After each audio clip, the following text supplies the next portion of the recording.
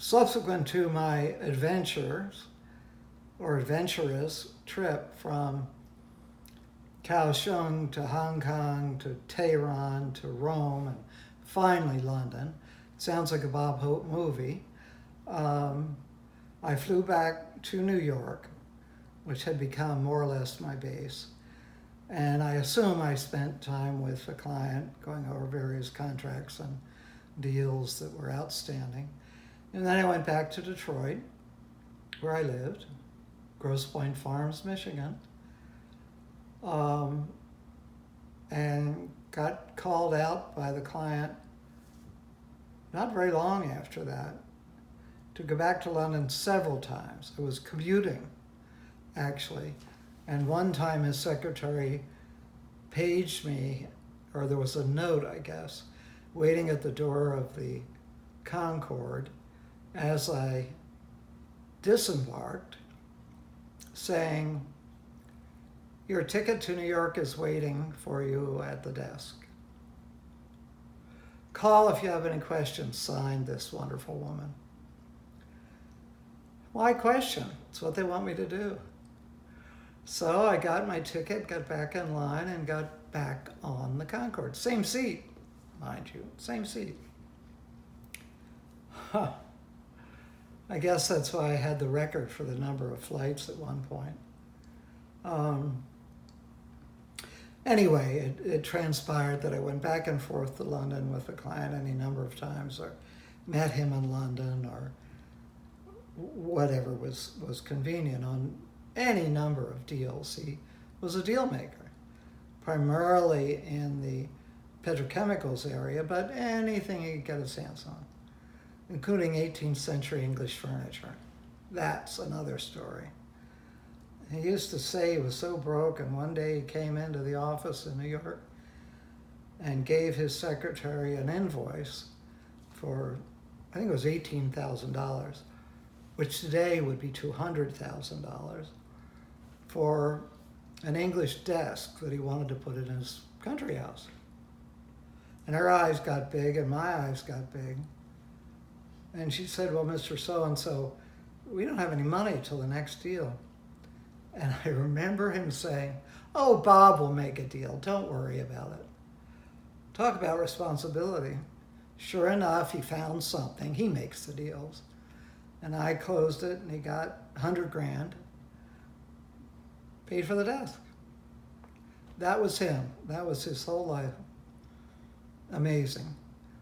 So I learned a lot from him. I learned what not to do and what to do. I did learn to take a risk. I don't think I did that much after that, though. I should have done more. I have a regret about that. But anyway, this period of activity, but not high activity, transpired for a couple years, and then he decided he was going to sell his company.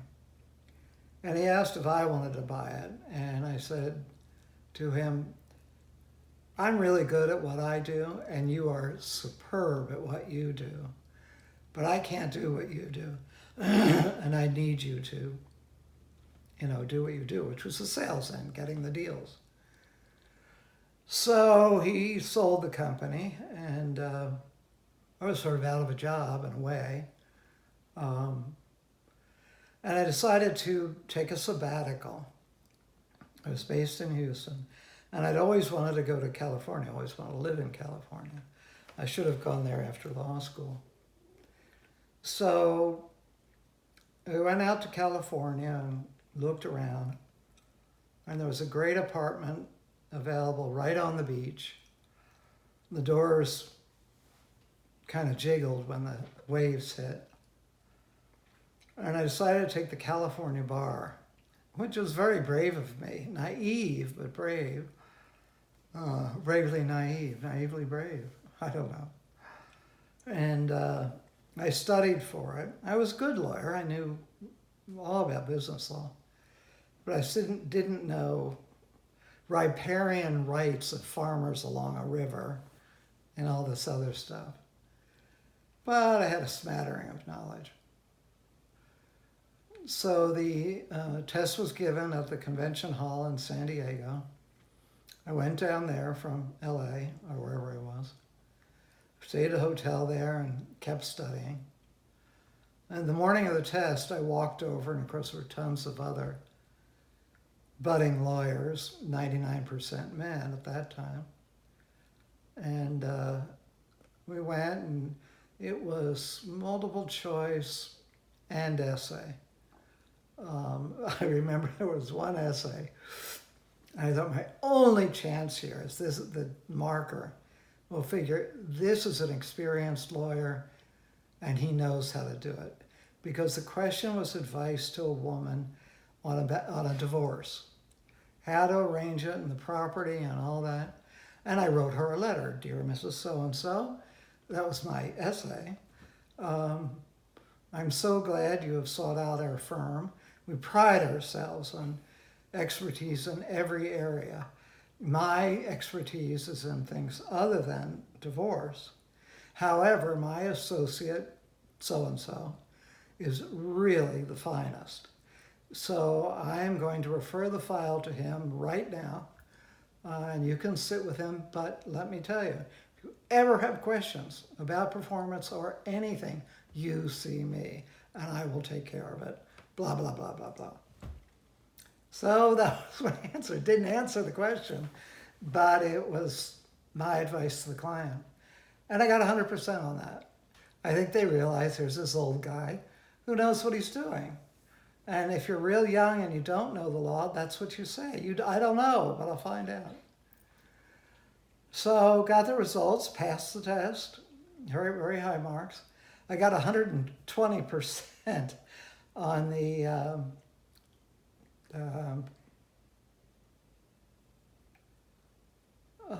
my mind. On the portion concerning the bar rules and all of that stuff. I guess I was honest, but they curved it. So there must have been some real bad guys there. Can you steal the money of your client? Sure. No.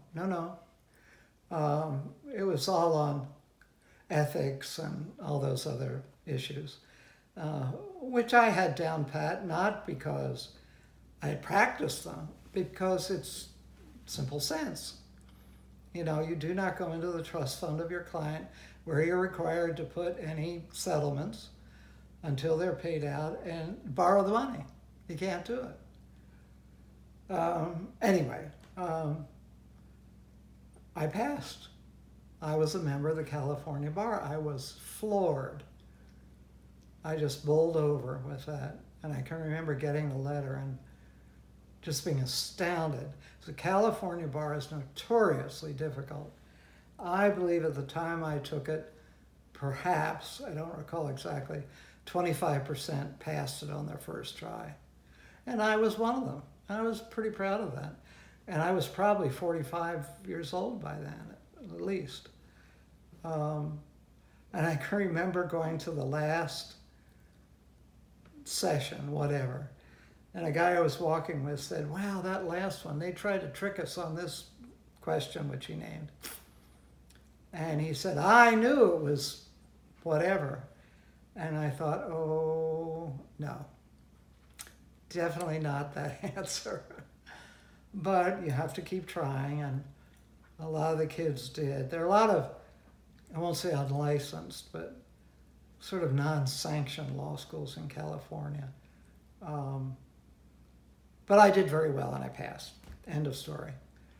So I was able to practice for a couple of years. I practiced in Laguna Beach, little stuff for little businesses, small businesses, which I really enjoy. It's my first love, without question. How you set it up, how you expand it, what you have to watch out for, what steps you should take, what steps you shouldn't take, especially what steps you shouldn't take before you call your lawyer. And the people that didn't follow that rule got into major trouble. Then I had to get out of it. So that went on for a while. And one day, Tom Bayko, a former partner of mine in Houston, called me and said, I have this client from the biggest Middle Eastern country who's way up in the chain of royalty. And he said, now you know what that means. I said, I know, there are 9 million princes. Well, he's up there. And I had mentioned to you, I had hired a woman to be general counsel for his company. And I said, a woman? He said, yes, she had been a family thing, I don't know. But I told him about you and said you would miss a very good bet if you did not interview Bob. Next thing I knew, I was on a plane to Saudi Arabia from LA. Of course, never having been there before.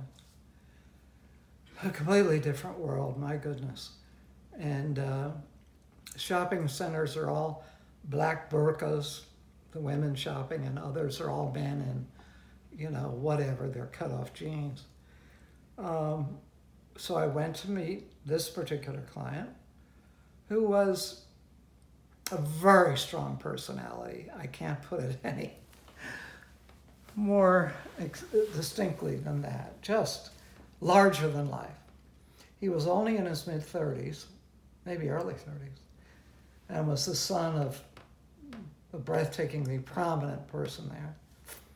And as I recall, he had of course, tax-free, always, income about $1 million a year, allowance, which didn't last very long, and access to whatever he wanted.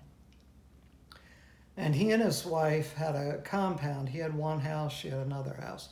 That's a typical arrangement. I only visited him there once, actually. So I went to his office and discussed with him what could I do for him. Well, Bob, what do you do?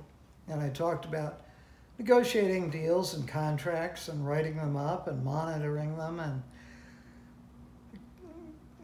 shepherding various projects through of all kinds.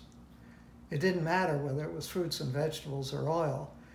All deals are basically the same. He liked that because he was into everything, and he knew that's true. So we spent a very pleasant evening at dinner, and I left and went back to my hotel. Oh, and between the two houses, there was a tent, a very large tent. Must have been 60 by 60 or larger. And underneath that tent were stacks of, I'm going to say Oriental rugs, as the Americans would call them, but Middle Eastern rugs, which they used for various occasions, and they would spread out in this courtyard. It must have been quite something. Anyway, I went back to my hotel, and the next day, he talked to me by phone and asked me to come to his office, and he said, we'd like to offer you this job. I said, I'm concerned about the lady that you had already offered it to. Don't worry. So I took the job. We discussed salary, and I named an obnoxiously high amount, and we cut it in half, and it was fine. The Saudi approach is to name a very high figure and then cut it in half, or offer a very low figure, then double it. I learned after a while. Anyway, well compensated. He wanted me based in London, so I'd be halfway between. And I said, well, I'll get right to London and look for flats. And he said he had a couple of real estate agents there who could help me. And I said, yes, I'm sure they're used to dealing in my price range. Yeah, 20,000 US a month. No, thank you. He said, I will contribute to that. I think he contributed $5,000 a month when he paid. So off to London I went and had a wonderful time looking for a flat and found one, and there I was. My card said, advisor and assistant or something to His Highness blah, blah, blah, blah, blah, blah. And I liked that card. That was pretty good. So that kind of completed that circuit, and for the rest of my career, really, I worked for him or one of his companies. I didn't work for the petrochemicals guy because he had sold his business. So that's where I was at that moment, and I went on adventures, trust me, after that. Very interesting, but I'll get to that.